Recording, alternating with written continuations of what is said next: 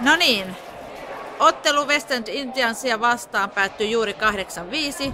Katsomoon peli näytti ainakin varsin vauhdikkaalta, mutta minkälaisia kommentteja on päävalmentaja Jussi Sihvosella?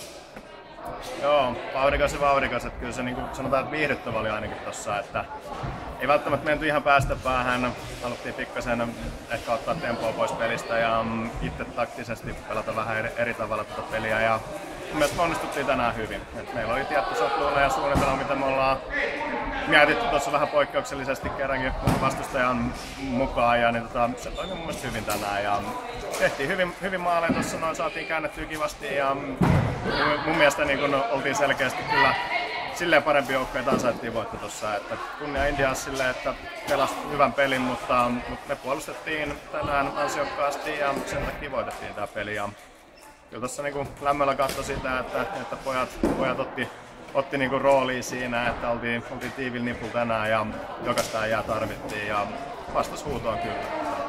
Sane oli maalissa hyvä ja mun mielestä tässä on niin tämän pelin ehkä suurin onnistuja Kaijus vieressä, että hyvä peli meillä. No niin Kaijus, 2 maalia ja hyvä peli. Minkälaisia kommentteja sinulta?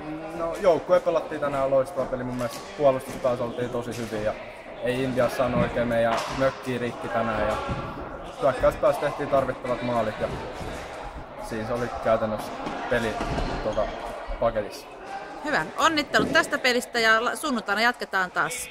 Yes, kiitos. Kiitoksia.